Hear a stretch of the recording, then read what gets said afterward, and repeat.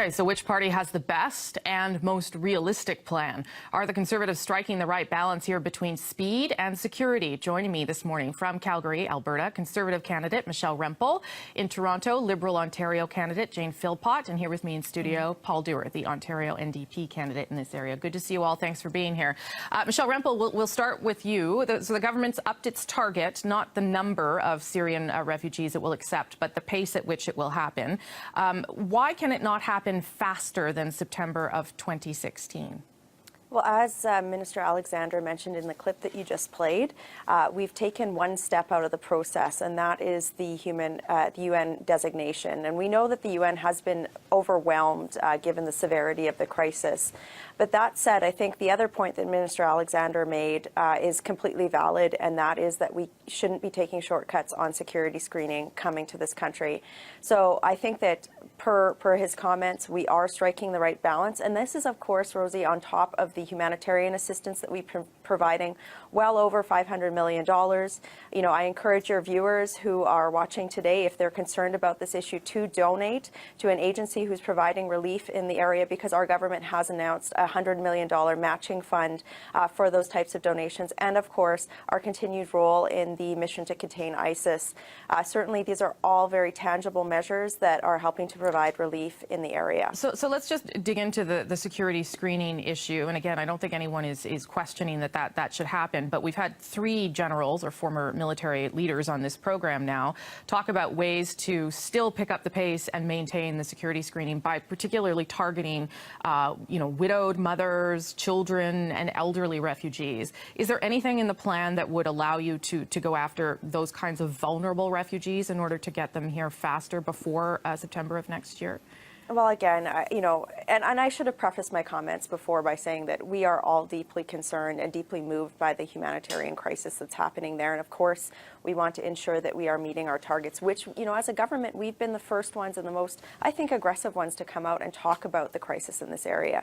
In terms of the screening process, certainly we do not want to shortcut any type of screening. We think it's very important. But that said, the process that we announced yesterday is going to strike that balance. It is going to ensure that we are, treating refugees from the region as prima facie refugees, and then ensuring that they are coming here through a security process, but in an expedited manner. And just so people understand, by removing that UN designation, it allows other private sponsorship channels to be opened up to communities and groups of Canadians. But it doesn't change much in terms of the number of government-sponsored refugees. Michelle Rempel, why did the government decide not to increase the number of refugees that the government would choose to sponsor? Well, I think embedded in that statement is an assumption that our government, hasn't been doing enough. And what I firmly push back on that, because our government has actually seen over 20,000 refugees from the region come to Canada to date. Early in this 20,000 from Iraq. Yes, but Rosemary, you have to realize that there are people within Iraq that are fleeing from Syria, right? So I think, that's a false assumption as well. And I think it's also fair to note that our government has brought in, well over 200,000 refugees from around the world during our tenure. Yeah, I think I think the people fleeing Iraq were fleeing Iraq. They weren't fleeing the conflict in Syria. They were fleeing a conflict in Iraq. And I'm not taking anything away from the fact that you brought those refugees here, but it's not the same conflict or situation that they were fleeing. Well, actually, if you look at the path of migration, refugee migration out of Syria, it's into all of the surrounding countries, including Iraq. And I think that when you look at our record of bringing those folks to Canada and recognizing the humanitarian situation in the region through high levels of aid, as well as participation in the military mission to contain ISIS, our response has been very strong, and many Canadians would agree with that. Okay, let's bring in Paul Dewar here.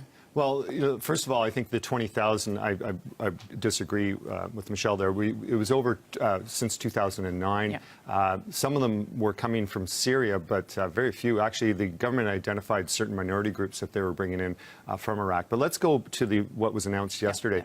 The NDP we had press conference on it, a Syrian coordinator check that's been done by the government's announcement yesterday to expedite, take out barriers to, as you mentioned, to bring refugees here. That's good. We welcome that. And also that we are looking at the government talking about doing something more. And remember, it was the government not really acknowledging that this is the worst crisis since World War II. But what's missing here? Questions about government-sponsored. We think 10,000 should be the government's role here. Absolutely. So then we can leverage the goodwill of Canadians who are out there organizing as we speak right across the country. And then we need to look at more resources on the ground. Our plan had asked for deployment of resources on the ground. The government's saying that, but not telling us how many. We believe we could do this by the end of this year. 10,000 is responsible and costed. Let me push back a little bit Sure, on that, please. because the United States is going to bring 10,000 by the end of next year. Yep. Your plan and the Liberal plan seem totally different than anything that the government is considering or the U.S. government is considering. So what exactly are you doing or going to do that will make this happen faster and that we're not getting? Great question, because with respect, I mean, the Liberals said 25,000 for 3 years, and then they changed it to the end of the year. We went out and consulted. We consulted UN. We consulted people like Nigel Fisher. We consulted the Turkish ambassador and others in terms of the documentation. And here's the difference. We know that if we deploy resources on the ground, both to process and then to lift and take people with our lift capacity through Canadian military, here we can get people rapidly here. So the difference is planes? The difference is planes and people. It's actually the two, resources on the ground. And again, I would encourage the government to, they followed our recommendations on the Syrian coordinator. They followed our recommendations in terms of taking out some of the barriers. I wish they would also cost their plan, because 25 million seems a bit light. We costed our plan based on the government's own numbers of how much it costs for settlement, the healthcare but costs. yours includes planes and more government-sponsored refugees. That's why yours costs more, isn't it? And healthcare. Right. But we've costed it all, and I think it's responsible, and I think it's what the government should be doing. Okay, so Jane Philpott, let me bring you in. So how would your plan work? 25,000 refugees by the end of this year, and the government says we're picking up the pace as much as we can, and we can't get 10,000 here until next fall. So what parts are in the Liberal plan do I not understand that would get 25,000 people here by the end of the year? Thank you, Rosemary. So our plan echoes the compassion that we're seeing from Canadians. And I think the great political leadership responds to the best instincts of Canadians, which are instincts to compassion and ambition and generosity. Okay. And then the concrete answer to what I'm asking you is what? So as a result, we have called for 25,000 Syrian refugees, government-assisted refugees, to come to Canada by the end of the year. This is a plan that, as you have already suggested, has been supported by the expertise of multiple high-level military leaders, including Romeo Dallaire and General Rick Hillier. It's been this kind of ambitious target has also been endorsed by former prime ministers. We will put the investment behind it that will make it possible. But how will you get them here? Where are you going to send military aircraft over to get 25,000 people here by January? I'm not going to go into specifics today, but I am going to tell you that we are going to put the resources behind it. And I've told you before that it requires the human resources, but it also requires the financial resources. Okay, so I just so Canadians just have to believe that you'll do that if you're not going to give us the specifics here today. We have access to the Canadian military, when well supported, is absolutely able to work with experts in the field to be able to make this happen. It's the political will that is lacking and continues to be lacking.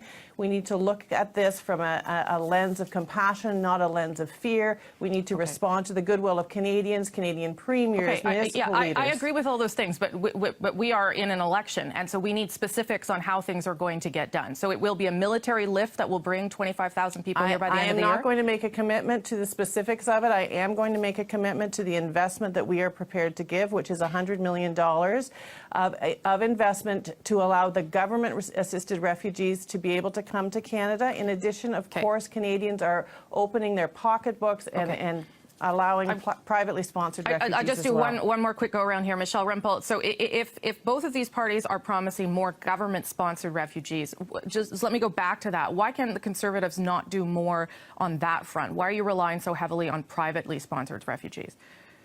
Well, again, I would just state the figures that we've committed to in terms of bringing more of these folks to Canada. I think. Yeah, but how many are privately sponsored versus government sponsored? Because if the NDP are saying we're going to bring 10,000 government sponsored, the Liberals are saying 25,000 government sponsored, and yours doesn't break down that way. I'm just trying to understand why that is and what more you could do on that front. Well, again, you just questioned the Liberal candidate around specifics, right?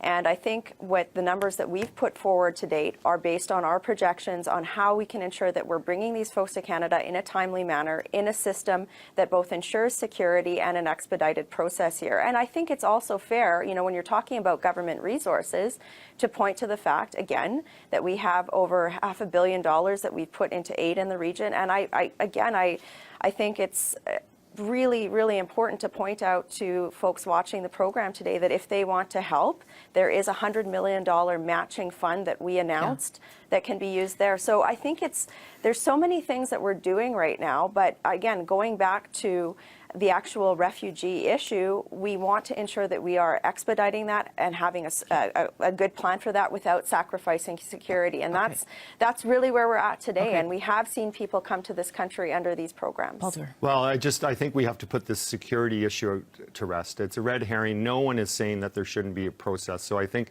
I would encourage the government to stop using that as some sort of premise not to do what we can do immediately. That said, it's really important that we look at the resources that we need. The resources are the following: put people in the field, get the process moving, get people moving. And finally, we have to harness the goodwill of Canadians now. And that's why we believe the government should commit to the 10,000 government-sponsored and then leave it open to Canadians to sponsor. And I think we'll see Canada being seen in a good light. And finally, I'm glad the Conservatives finally realized that this is a crisis and that they had to do more. Okay, Jane Philpott, last word. Rosemary, I look at this as a medical doctor, and I see this staggering crisis, and I see that we need to act quickly. I want to take issue with Ms. Rempel earlier saying that they were the first ones talking about this. I want to point out the fact that since March of this year, Liberals have been calling on the government to bring 25,000 Syrian refugees. Imagine if we had started in March. Okay, but the government did promise to bring 10,000 before that. Well, some of us were talking about this in 2012. It's too little and not fast enough. We had a committee study on this, and the NDP was pushing in 2012. I don't think anyone should try and grab the reins on that. Let's act now. I think we can all agree. I'm going to leave it there. Thank you all for being here early on a Sunday morning. Michelle Rempel, Jane Philpott, Paul Dewar. Thanks, everybody. Okay.